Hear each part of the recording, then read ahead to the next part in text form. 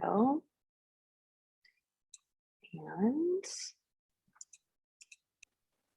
going to Facebook Live on the Democrats Abroad page as well on the live stream.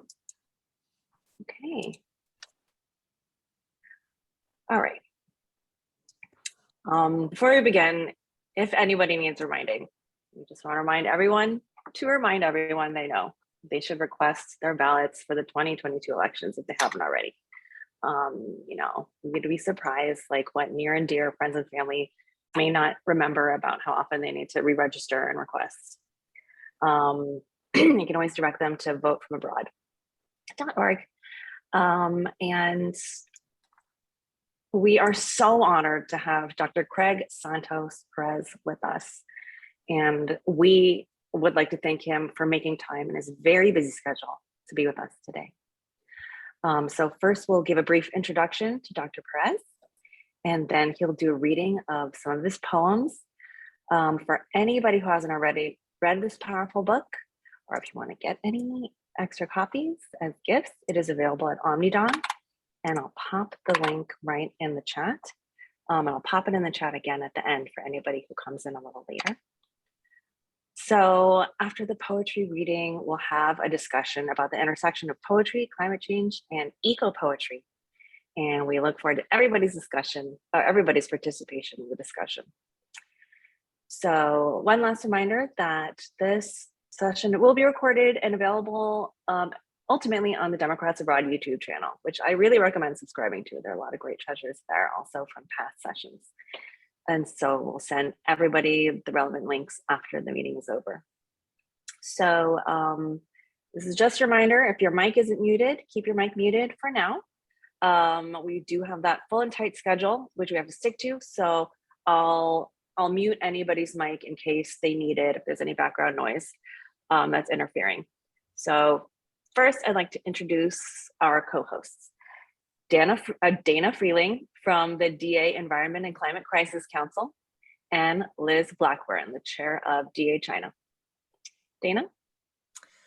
Thank you so much, Angela. Yes, I'm Dana Freeling, calling in from Finland. I'm actually the chair of DA Finland as well, and I am a Texas voter. I've been leading the Democrats Abroad Environment and Climate Crisis Council, and I am really thrilled to welcome our distinguished guest today, Dr. Craig Santos Perez, for a unique literary perspective on the environmental devastation imminent in the Pacific Islands today. The poetry and narrative Dr. Perez weaves are powerful tools for empowerment and resistance. In a different way, we at the ECCC advocate for bold and climate environmental policies and solutions within the democratic community. We aim to connect voter engagement with efforts to address climate change mitigation and adaptation with a focus on environmental justice. The DAECCC supports candidates and activities that prioritize actions to address desertification, land degradation, and food security, while supporting longer-term responses that enable adaptation and mitigation to climate change. Environmental justice is an organizing principle for the ECCC.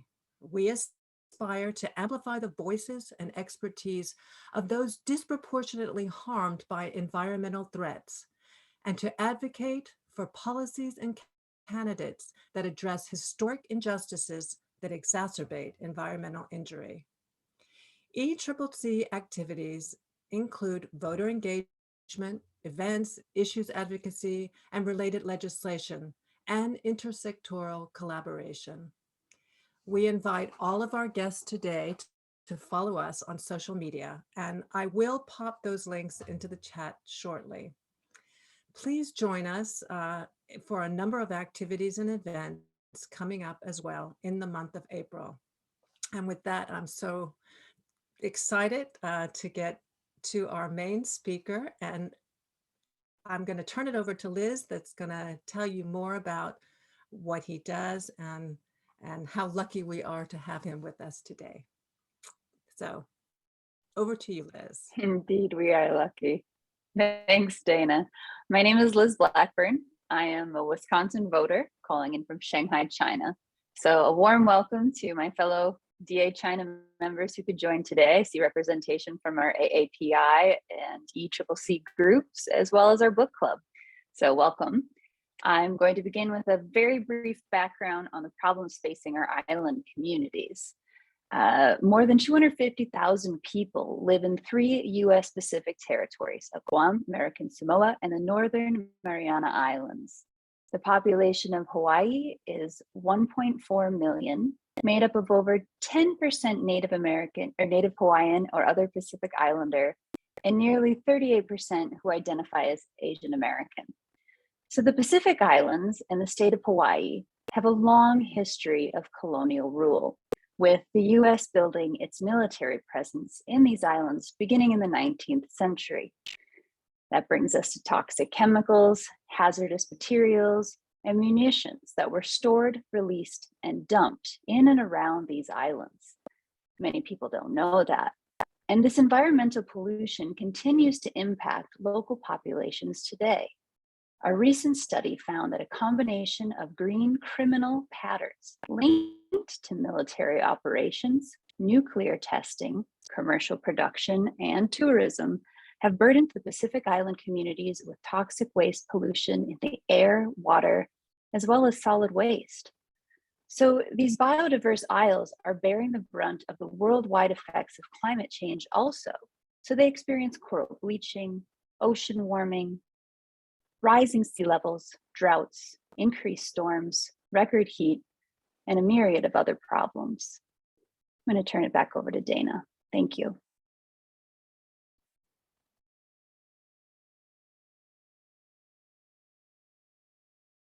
I'm sorry, I muted myself. So the majority of toxic pollution and environmental damage in Guam is from 3 military bases still in operation. Hazardous materials such as petrol, pesticide, and munitions are stored in unlined landfills and storage areas close to a major aquifer, with a threat to clean drinking water for residents. Fuel burning at military bases also releases excessive sulfur dioxide emissions, causing respiratory problems, particularly among children.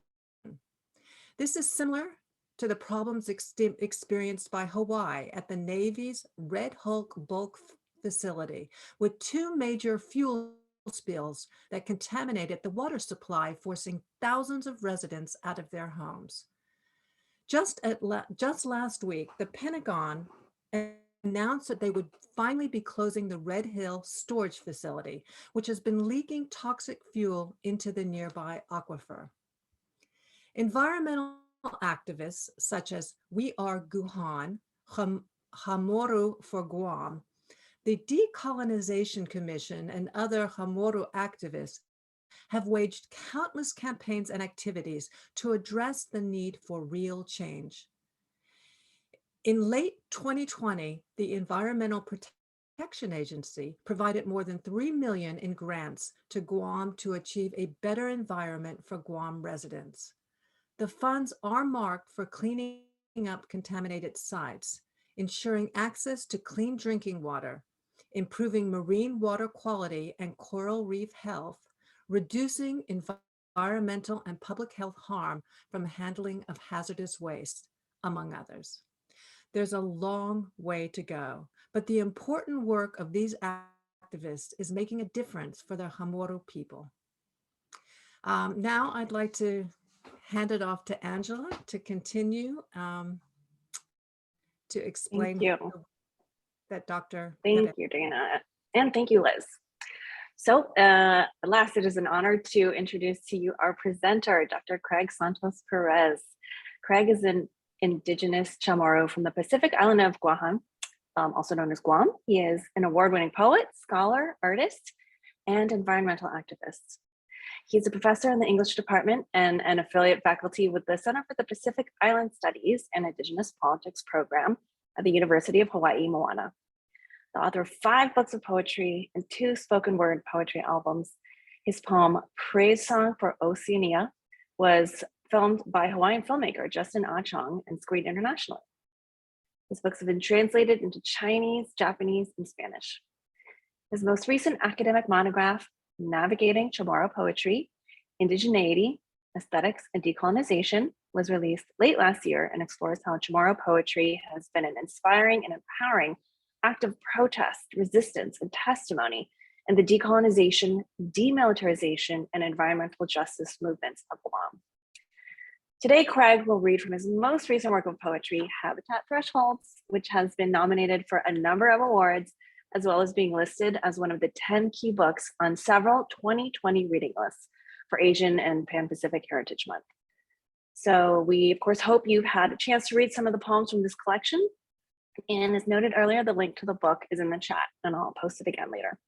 So after Craig's reading, we'll have a discussion about the intersection of poetry, environmental justice, climate change, and eco-politics. And I know you will join me in warmly welcoming Greg. Mahafade, aloha. Thank you so much, Angela, for that really generous introduction. Thank you to Liz and Dana for that really thoughtful exegesis of the environmental issues that we're facing here in the Pacific. I actually live just a few miles away from the Red Hill storage facility in the Pearl Harbor area. So it was great to hear that you highlighted one of the issues that we're facing today. Thank you also to Susan for the invitation, for this engagement with the Democrats Abroad, as well as the AAPI Caucus and the Environmental Climate Crisis Coalition. I am so honored to be here and to share some poetry and to be in conversation with all of you. I'm excited to share some poems from my most recent book, Habitat Threshold.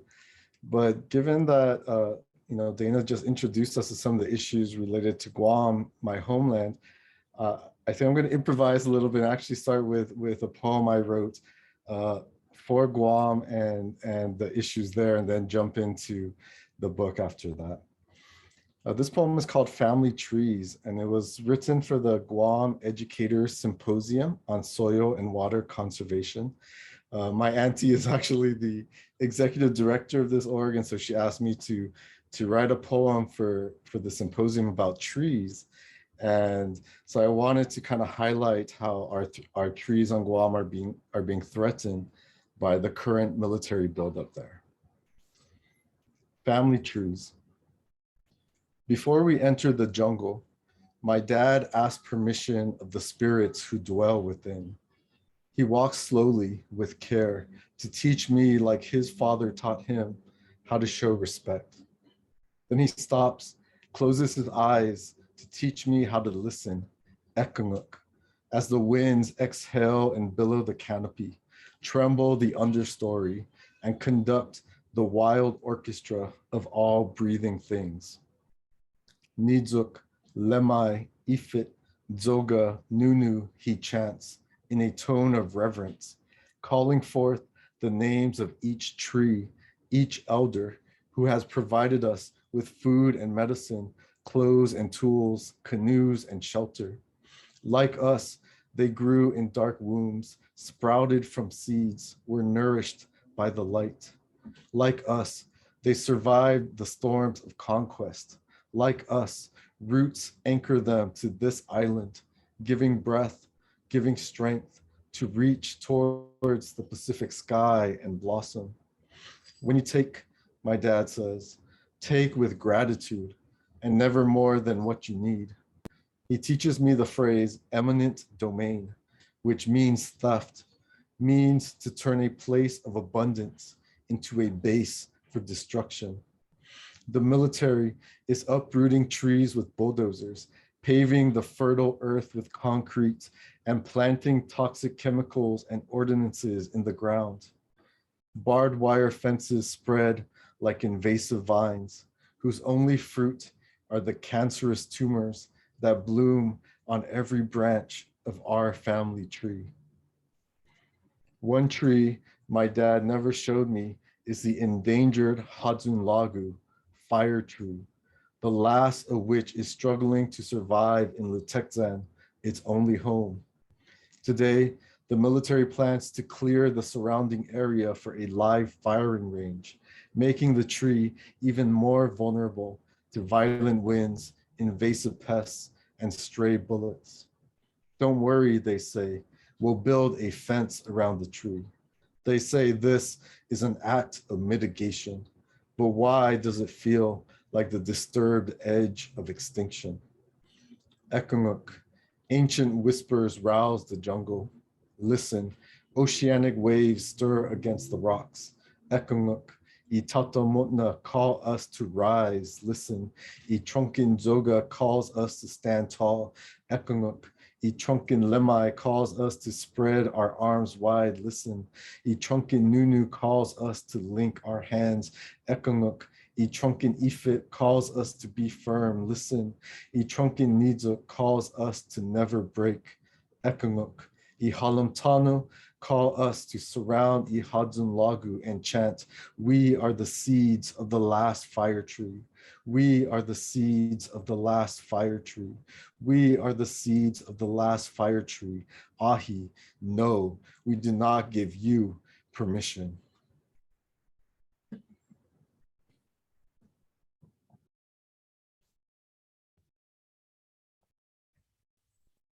Thank you.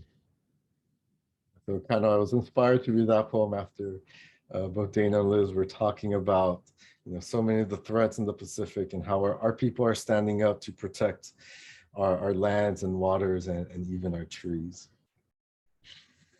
Okay, so now I want to turn to the book, and I want to start with this poem called Care. And it was written when my daughter was still really young, just maybe 4 or 6 months old. And we had an event here to raise awareness and funds for the Syrian refugee crisis several years ago, which was happening. And so I wanted to share this today, just thinking about the refugee crisis in Ukraine right now, and of course around the world. Care. Our daughter wakes from her nap and cries. I pick her up, press her against my chest and whisper, Daddy's here, Daddy's here. Here is the island of Oahu, 8,500 miles from Syria. But what if Pacific trade winds suddenly became flames and shrapnel indiscriminately barreling towards us? What if shadows cast upon our windows aren't plumeria tree branches, but soldiers and terrorists marching? Daddy's here, I whisper. Would we reach the Mediterranean in time? Am I strong enough to straighten my legs into a mast balanced with the pull and drifts of the currents? Am I brave enough to bear her across the razor wires of foreign countries and racial hatred? Could I plead, please help us? Please just let us pass. Please, we aren't suicide bombs. Could I keep walking if my feet crack like Halabi pepper fields after 5 years of drought, after this drought of humanity? Daddy's here, Daddy's here. Trains and buses rock back and forth, back and forth, back and forth to detention centers. But what if our desperate boat capsizes? Could I inflate my body into a buoy to hold her above rough waves? Daddy's here, Daddy's. Will drowning be the last lullaby of the sea? Or will we carry each other towards the horizon of care?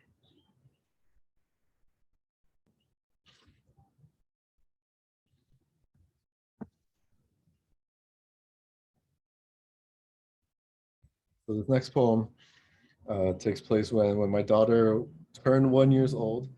And we had, of course, as is tradition in a lot of Pacific cultures, have a big party to commemorate that first birthday.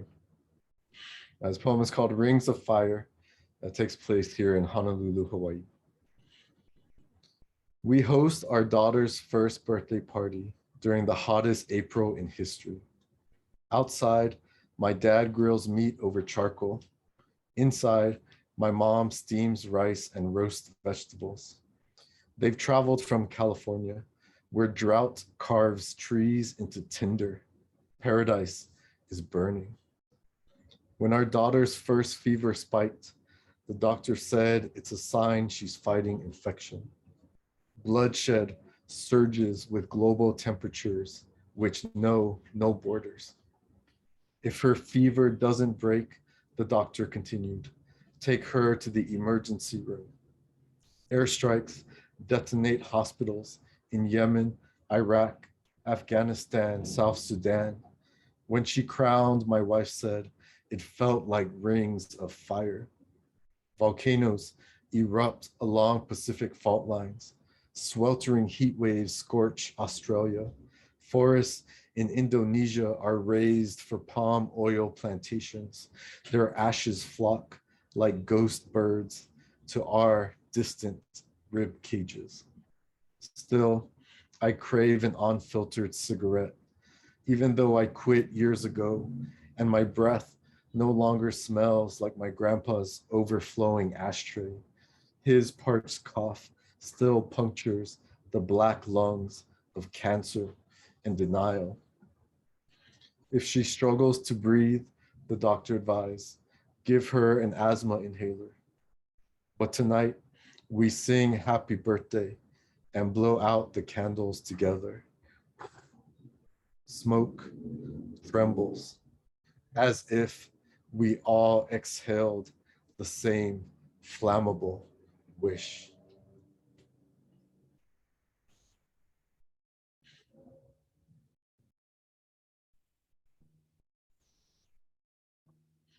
So my daughter is 7 now, and sadly she's home from school sick this week.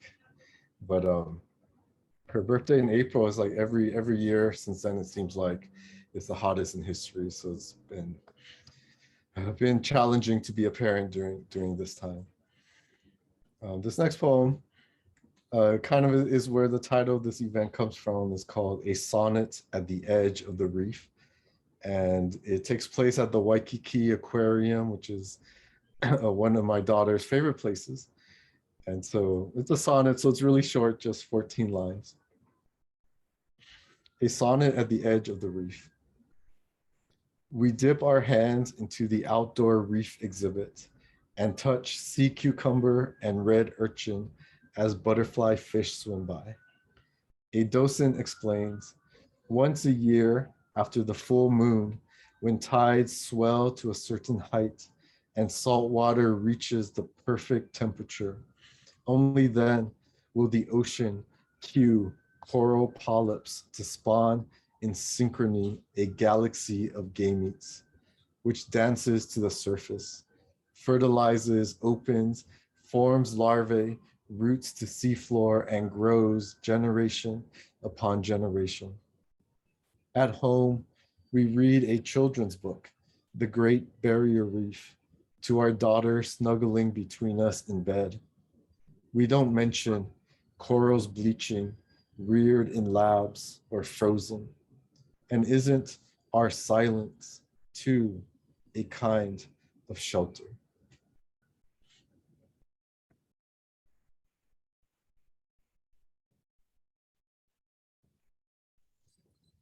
So I realize, I know some of you are zooming in from Australia. I realize a few references to Australia in this book.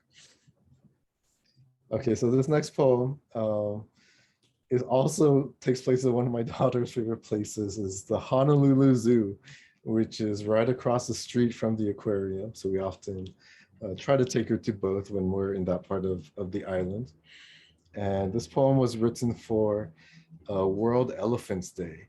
So there are quite a few poems in this book that also think about the relationship between humans and animals.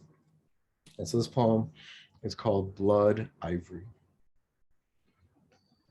When we reach the elephant enclosure, I lift our daughter up so she can see them playing in shallow ponds. Look, I say, they love the water just like you. Today, 96 elephants are being massacred across Africa's scarred savanna. Armed poachers surround the herds who stomp, trumpet, and encircle their calves. Bullets, those small human tusks, bite through thick, wrinkled skin. Do the men still feel awe or majesty, or do they only feel their own awful poverty as they sever the incisors once used to split bark and forage? Warlords will sell this white gold to be carved into jewelry, relics, and art, then smuggled across the planet, our man-made elephant graveyard. This year, 35,000 will be slain. Our daughter waves goodbye to them as we walk towards the exit. Do we build zoos to save what we've sacrificed, to display what we dominate, or to cage our own wild urge to kill every breathing being? Our daughter plays with a stuffed elephant doll in the gift shop. Look, I say, it has ears, eyes, and a mouth, just like you.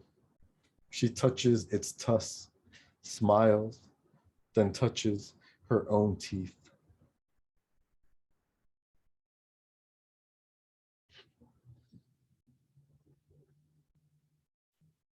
I just have two more poems to share with you.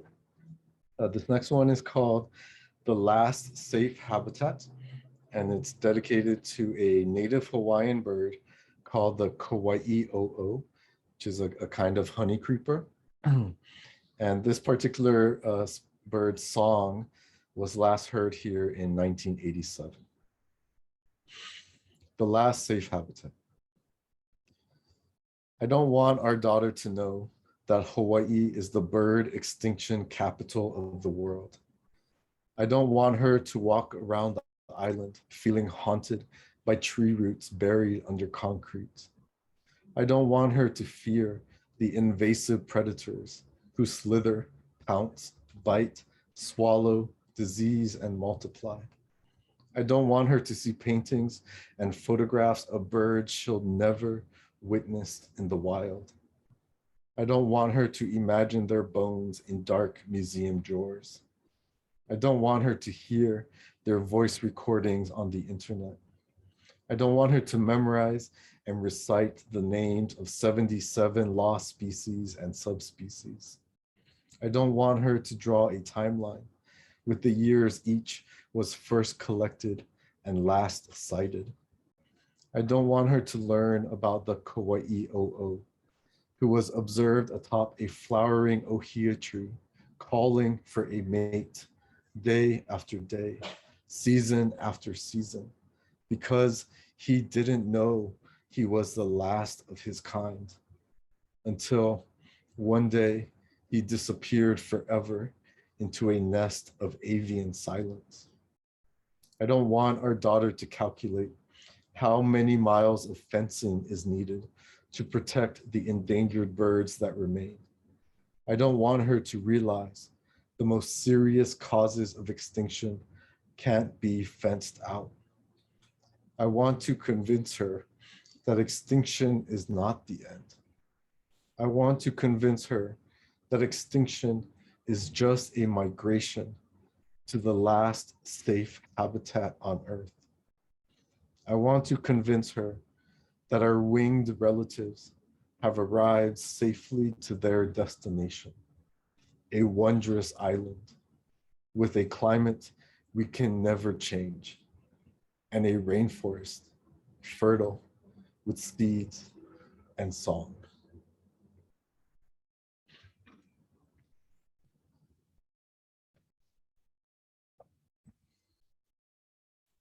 Okay, so my last poem is it's actually a call and response poem.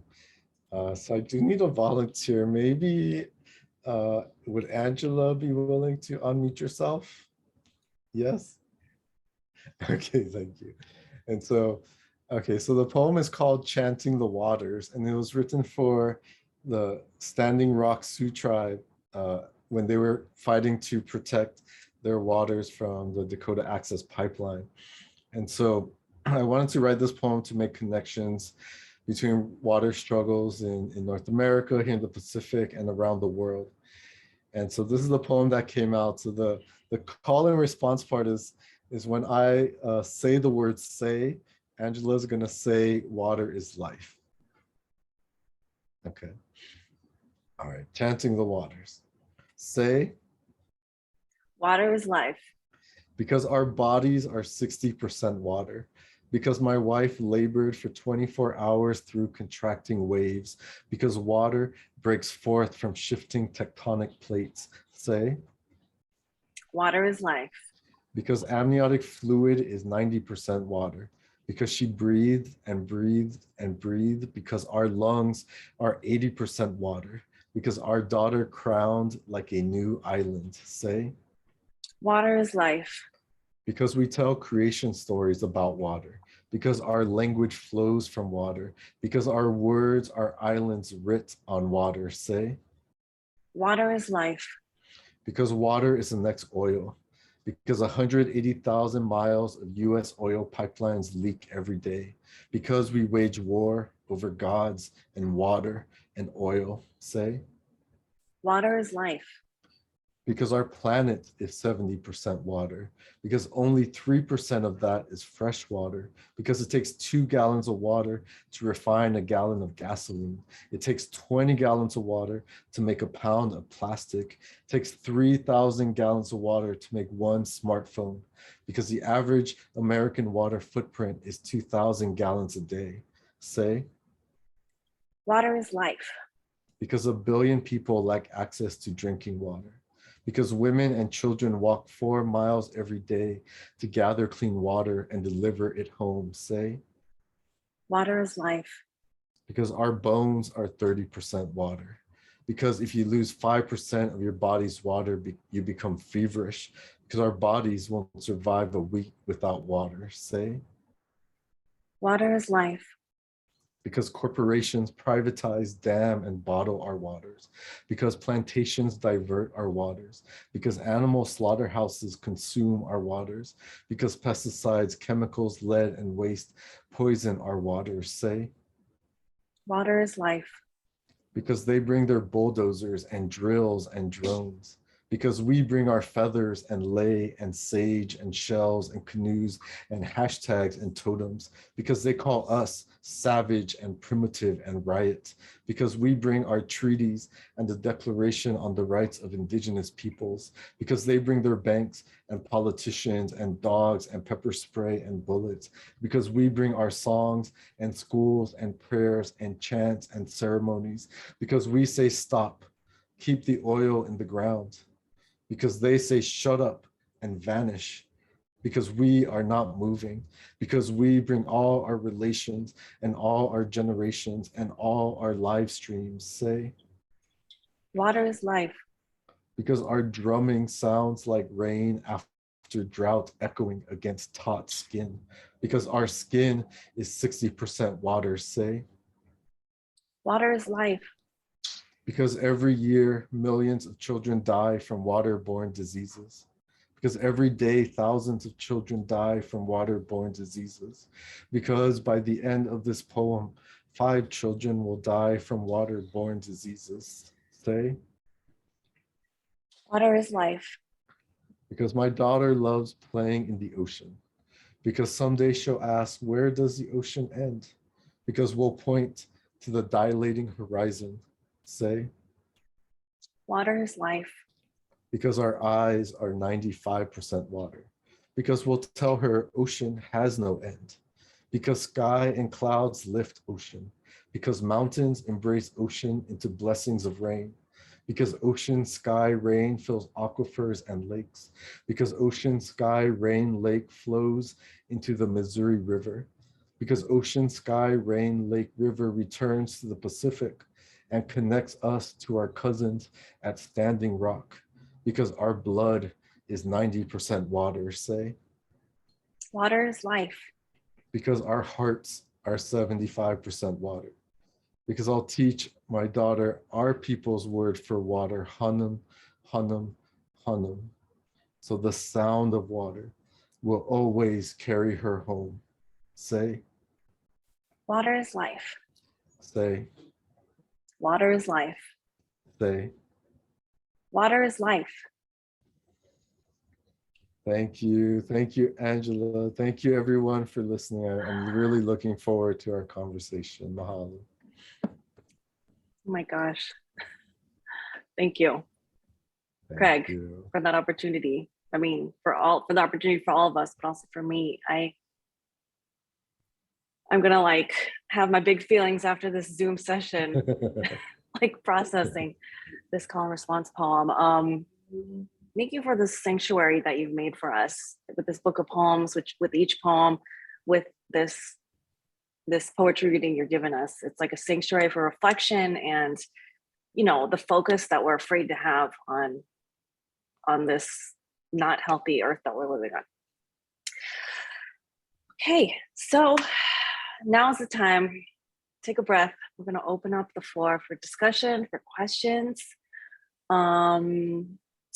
Anyone can take the time now to type a question in the chat or type hand up in the chat if you want to speak your question. And Elizabeth will monitor the chat box and we'll be either reading out your question or calling on you to unmute yourself. And I think we have a first question from Dana, actually.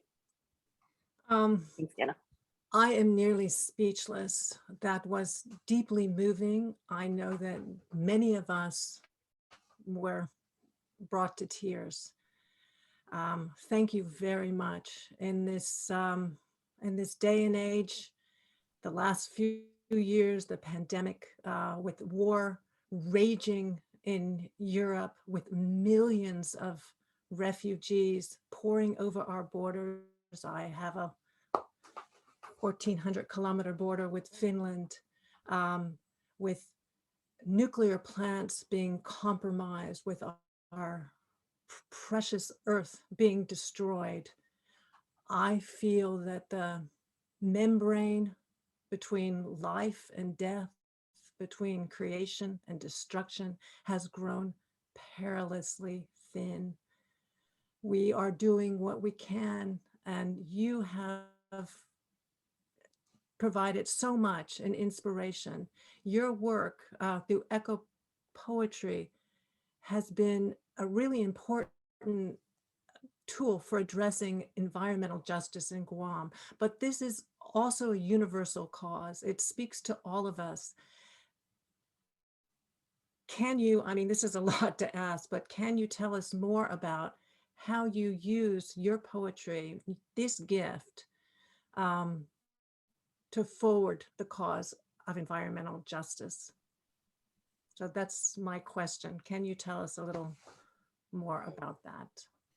Yeah, thank you. Thank you, Dana, for that really profound and poetic reflection on what's happening in our world and that membrane, as you put it, between creation and destruction that just feels like a tightrope that we're trying to walk. But yes, kind of all those emotions that I've been feeling from everything happening in the world, as Angela alluded to, like poetry has been a place of refuge for me, a place where I can really process all the things that I'm feeling. And I've been really grateful to have the opportunity, especially back home in Guam, to be able to share my poetry with the communities there, with the schools, and even with the politicians. And what I find really powerful is that poetry is a creative way where we can really talk about difficult issues. And I think the creativity of the arts and the humanities kind of opens up a space in our heart and perhaps even in our soul where we can, talk about these issues beyond the science to some degree, beyond just information and graphs and technical reports and the unpronounceable names of many of the chemicals that are, contaminating our lands and waters. And I've really got to see firsthand when I do perform my work back home, how really poetry does transform people, and it allows us to tap into those emotions.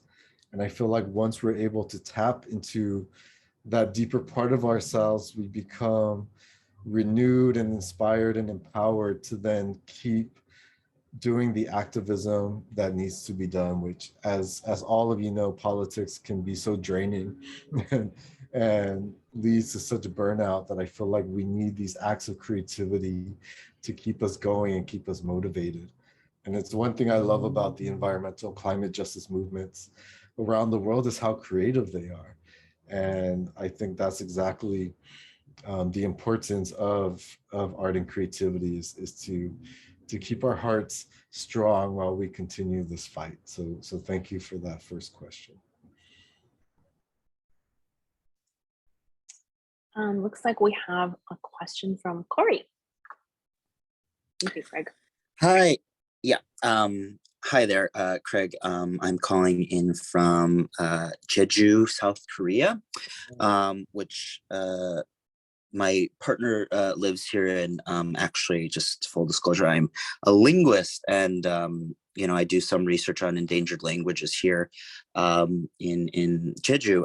And just for some background to this question, I guess, I'm sure you're aware, but for everybody else on this call as well, the Pacific Rim is one of the most linguistically diverse places on the planet.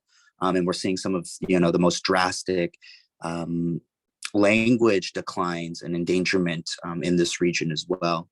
And so just reacting to your first poem about trees, just as an English speaker, I think it was it Chamorro that you were putting in there? Yeah. I really enjoyed that. Especially when you were talking about your father, and it was a really powerful image of your father passing this knowledge, within the Chamorro language itself onto you, the son. It was mind-blowing. And it really occurred to me in that moment that your poetry, it's not only advocating for environmental preservation, but in this very real way, it's a site itself of preservation of the endangered languages of the Pacific. It's really, really powerful when you think about it. It's these two things together. So I'm wondering if you could speak as a poet in your decision to include Chamorro in your poetry. How do you make that decision as a poet, and how does it interact with your own personal identity? And what connections do you see between environmental degradation and the extinction of Pacific languages? Big question, I'm sorry, but curious. Yeah, thank you so much, Corey. Definitely send my solidarity to folks out in Jeju Island that got to meet some demilitarization activists from there, making connections, between our islands and other places like Okinawa, the Philippines, that have all been impacted by militarization. So thank you. And thanks for noticing that in my poem as well. Yeah, I didn't really think of it that way, but I love the idea of poetry as also a space for cultural and linguistic preservation and even perhaps revitalization. And that's really been my experience in my previous books of poems that are more focused on Guam and Chamorro culture, is, thinking about how I can, honor my culture and native language through my poetry. My struggle, of course, is that in Guam, we have a very colonial education system. And so I was only taught English in schools, as was my father. And sadly, during my grandparents' generation, they were actually punished for speaking Chamorro in school. It was forbidden. And they were physically beat if they were caught speaking our language. And so as a result of that, my parents wanted us to learn mostly English so that, one, we wouldn't be punished, but also so that we can survive better in the English dominated global economy. And so I can only write fluently in English, and I'm trying to learn my own language, how to write it. And so my dream someday is to be able to write a whole poem and maybe even a whole book just in the Chamorro language, but I have a lot of study to do before that happens. And, beyond that, as you say, I have read some scholarship correlating the loss of environmental diversity with language diversity, especially in relation to indigenous languages. And I think, as you kind of allude to, it is connected because, if people's habitats are destroyed, whether it's, the rainforest in the Amazon or jungles on the Pacific, right? Those people get displaced and have to move to urban centers or cities to survive. And in order to survive, they have to learn whatever the colonial language might be, or the language of the economy. And so, I think it's important as we talk about environmental justice to think about indigenous justice as well, linguistic justice. And, we think about what we can do to support programs where Native people can relearn our language and have those kinds of opportunities. And I think poetry, as I said, is one space where that can happen. Thank goodness for that. Yes. Thank you, Craig, and thank you, Corey, for that question. I think we have another question from Donna. Donna, did you ask your question first? Thank you.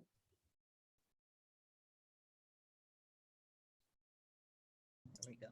Okay.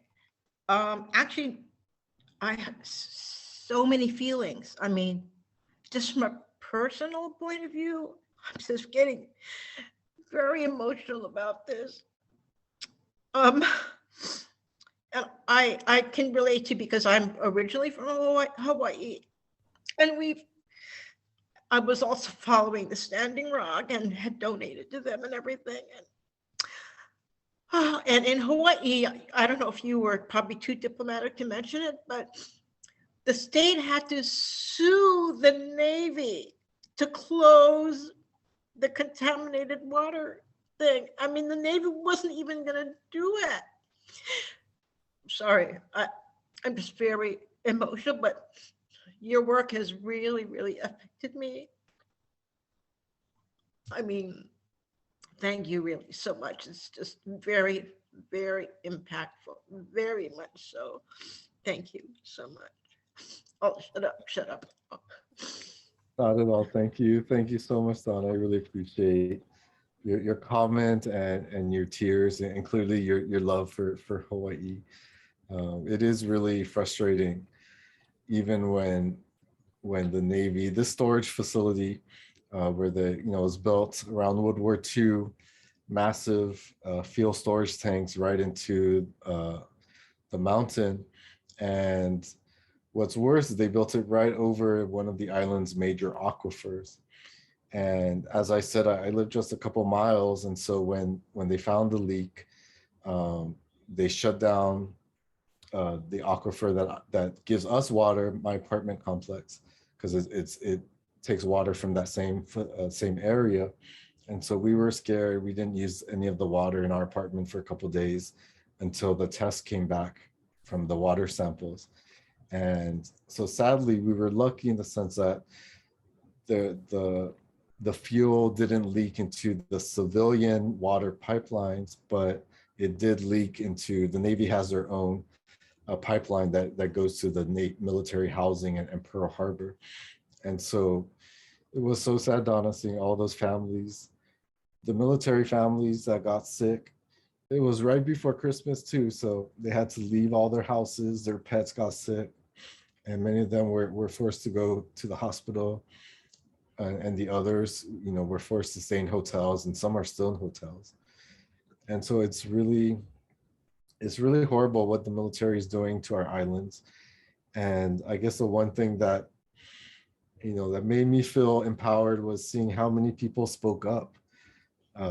I've only been living here for 12 years, and it was the first time I've seen so many citizens and politicians, the media, everyday people really questioning, does the military keep us safe? Do they even care about the environment? And what do we have to do to protect our lands and waters? And so, for me, that gave me a lot of inspiration. And of course, I also turned to poetry during that time to help me just kind of process what I was feeling during those really scary couple weeks. And the good thing is they're draining the fuel tank finally, despite fighting all the legal efforts of the state. But the sad thing is that they're taking it from there, but all they're going to really do is move it to above ground facilities at a different part of the island. So the fight is not over for us, and we have to continue to be diligent and to stand together. But I just want to thank you, Donna, so much for your comment and for coming today. Thank you, Donna. Craig, Susan has a question. Just type in the chat box. I'll read aloud. One of the many things that you do is inspiring students to become activists themselves, and how poetry has inspired them to do so. Could you comment a bit on this? Yes, thank you, Susan. So I do teach a class called eco poetry, so basically environmental poetry. And what's fun is that we read and discuss the poems, but we also have them write their own original poetry. And so it's great to work with students in that way. They can learn about environmental issues and feel all those feelings, but then also they have the outlet to write their own work. And as part of the class, at least before the pandemic, we were able to take field trips where we actually would write on the beach if we're writing, if that's our topic, or we'll go on a hike up the mountain if that's what we're writing about. And then also we'll do some work with environmental groups. So we've done plastic beach cleanups. I've taken classes on the Honolulu Climate March. We've gone to the Environmental Alliance Conference here as well. And so, for me, the reading and the writing of the poetry is wonderful, and that's what the class is about. But the deeper ethics, in my opinion, is then getting those students inspired enough to get involved in the climate and environmental justice movement here. And I always love it when, after the class, maybe the next year, I'll be at the Climate March and I'll see a couple of my students. They're not in the class, they're not getting extra credit or anything like that. They just care. And I think that's so much of what I try to cultivate in my students is that love for the environment and hopefully a commitment for them to fight for it alongside all the other environmental protectors here in Hawaii. But yeah, teaching is my passion. So it's definitely, I love working with students and having that opportunity to inspire them. Awesome. I have kind of a similar question, which is about, activating others. So as a fellow parent with young children, I have one 5-year-old daughter. So I'm, like you, like so many others, contending with leaving my daughter this planet. What have you learned so far that you could share, advice or just reflection, as a parent about communicating to children, building that foundation of awareness and activism, age appropriately, healthily, planting those seeds of hope, but also, realism? I don't know. It's tough, but I kind of want to hear where you're at with this. Yes, that has been a real challenge for me. And even you saw in my poem Sonnet, at the edge of the reef, I didn't tell my daughter what's really happening to the reefs. And, at least in that moment, I was thinking about my silence as a kind of shelter, trying to shelter her from the realities of the changing climate and what's happening here in the Pacific. And so for me, I feel like what's really important is to try to cultivate wonder in the youth and to let them fall in love with the environment and to let them just play at the beach and love the water and love the corals and to fall in love with all the animals and everything, and just to have that innocent wonder that I feel if we could plant that deep enough within them as they get older, as they learn the realities, they'll still have that within them. And that could be a little fire that will keep them inspired to keep fighting for their generation. And so, my oldest is just 7, and so I'm still at the point where I'm just like trying to plant that wonder still and make it as strong as possible. I don't think she doesn't understand the realities yet. I haven't gotten to that point, but I have been lucky to work and learn from a lot of K through 12 educators, and they are developing such amazing and important curriculum around climate change, environmental justice, even like starting in the 1st grade. And they're really thoughtful. I don't have experience working with that age group. And so I trust them, and I'm happy to support them in whichever way possible. But I think what they're doing with the kids is really powerful. Partly built around like science, like learning about the environment and planting their own gardens, doing, little aquariums and things like that. And so I think they're doing a really smart thing again, where, get them engaged and interested, do a lot of hands-on learning. And, then they're also a little bit older, but they're also emphasizing sustainability curriculum, which I find really exciting. Like, here's how you recycle, and here's different things you could do at home that you can teach your parents and how to be sustainable. And to me, that's a great way to get the kids engaged, educated about the realities, but still feeling like we can do something about it, right? That there's an alternative future that is in their hands and is not all kind of apocalyptic or doom and gloom. So I'm still learning as a parent. We'll see how it is when they get older. But right now, I'm just like planting that wonder within them. So That makes sense, right? Like fight with building a positive power within. And that can really hopefully dominate later as they get older. We are right at the hour. So I wanted to ask if it's okay, we just take one last quick question from Elizabeth, and then we'll wrap it up if you have just a few more minutes. Okay, great. Oh boy, I had so many questions, but I think I'm going to stick with that theme of the future family and girls. Fighting for your kids is the central theme of your poem, and it's a powerful message. We were taught in our schools. We all put in our quarters to save the rainforest every day in elementary school. And remember those? So this conversation, your poetry really deeply emotionally affected each of us here today. Several of us were brought to tears. I know I was.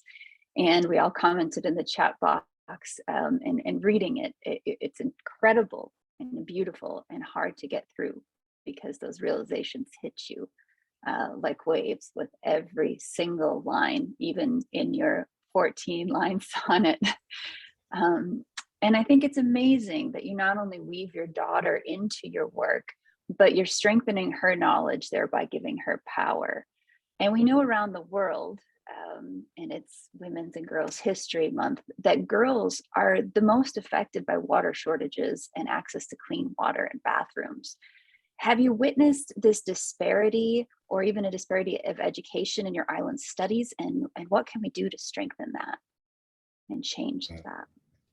Yes, thank you. Thank you, Liz, for your kind words and for that important question. Definitely it's true here in the Pacific.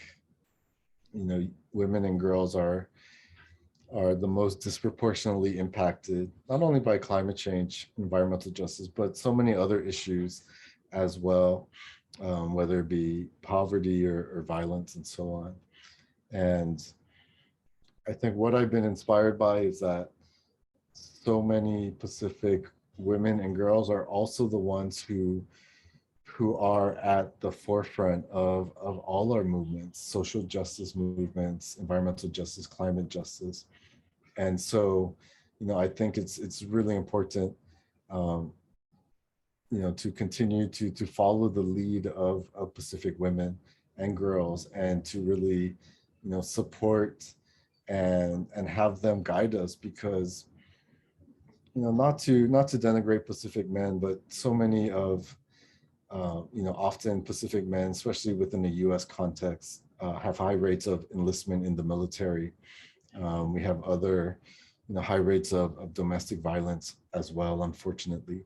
And so, I do think it's a time, not only this month, but all year round for all of us to listen to Pacific women and girls and their wisdom and their knowledge, and to really do what we can to kind of support Pacific women's rights and leadership.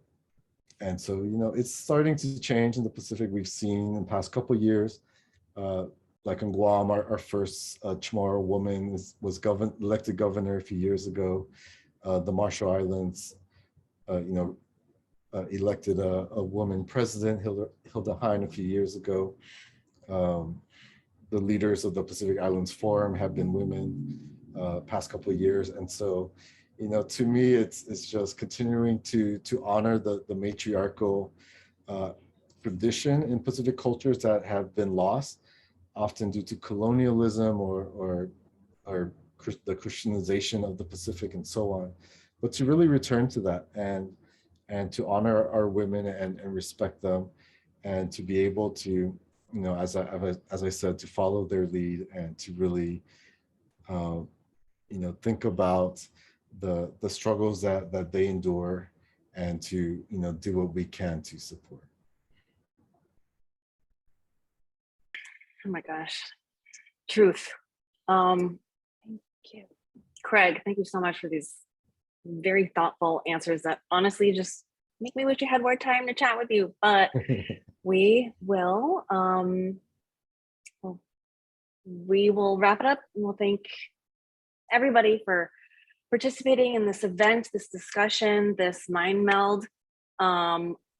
Of course, we especially want to thank you, Craig, for joining us today, giving us your time, your heart, sharing your beautiful poetry, and just, chatting with us. And also deep thanks to Susan Takal of the AAPI Caucus for making this connection, making this event happen, and ECCC and DA China for helping us host this event together. For anybody here or anybody who knows anybody that's an eligible voter, but not yet a member of Democrats Abroad, please pass on the links that I've just popped into the chat box to join Democrats Abroad. Also specifically join AAPI Caucus and ECCC as well. Have these links. Also, if you're in China or if you know anybody in China that may be interested in getting involved, anybody can contact Liz at this email address right here. And I think we all know, but I'm just going to say it again, this is a really important election year. And I think none of us should feel shy about reminding friends, family, acquaintances to request our ballots. And of course, one last reminder that Democrats Abroad not only benefits from amazing volunteer efforts and hearts, but also donations are another way that Democrats Abroad can move forward and help get out the vote. All right, thank each of you for joining us today. And we look forward to seeing everybody at another event soon. And again, Craig, thank you so much. Thank you for this. Thank you for the book. Thank you for everything. Thank you. Thank you. Thank you, Angela, Liz, Dana, Susan, Donna, everyone at Democrats Abroad. And thank you for having me. Please stay safe and take good care of yourselves. You as well. Thank It's been a pleasure. Have a great night. A good rest of the week. Great.